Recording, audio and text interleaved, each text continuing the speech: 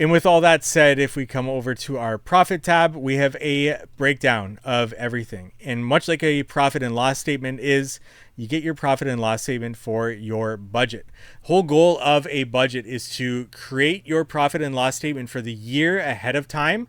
So you're accurately charging every project before you get to that end of the year. So you already know what your end of the year is going to look like, as long as you keep consistent with your budget and how you price things and making sure you're hitting hours in the field. So we get our net profit, we get our net profit margin as a percentage. You also get your gross profit margin as a percentage. You get your forecasted sales for this division. So you get your previous amount. What did you do last year? And what do you plan on doing this year? This forecasted amount. If this is something that you need to edit, you can go ahead and do so at this point. Maybe you think 20% is a little bit too high.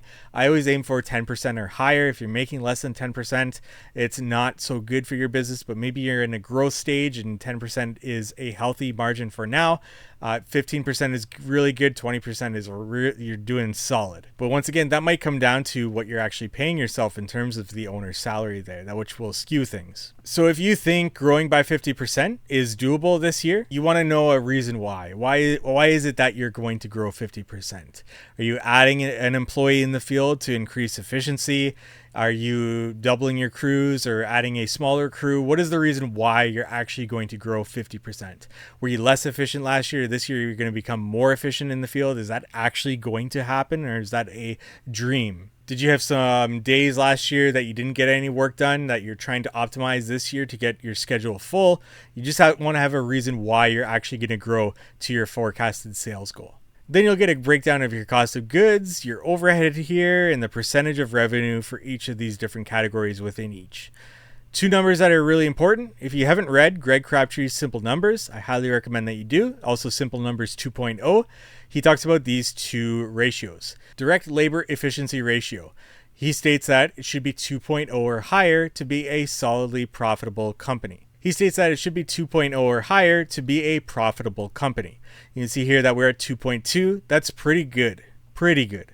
And we are at 20% net profit, which is really good.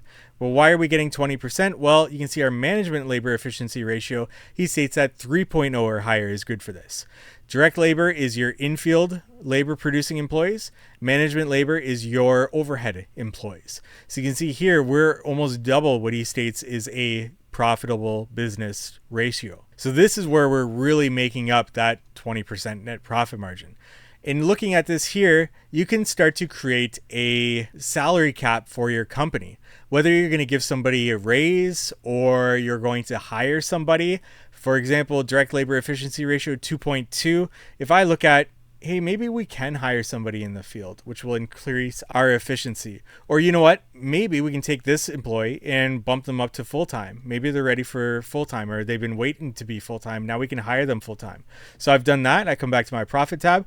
Look at that. We're just under our 2.0 ratio. So not quite where we want to be, but maybe we can make that up somehow by increasing or decreasing unbillable hours since we added that other employee to full-time. Just think about that. The reason why we break these two up is you might just look at your net profit and think, yeah, I'm really profitable, but these two break it down between your efficiency in terms of employees so that you can really see what is costing you or where you're really efficient, which is really making you profitable. So let's say management labor efficiency ratio, we're at 5.26 now. With that, maybe we're ready to hire on a full-time admin to take some load off my plate in the office. We're going to pay them $50,000 a year. I'm going to drag these two fields down to fill out their hours in their salary and profit. Now we're at 2.16. So we're well below that 3.0 margin or ratio that Greg Crabtree talks about there.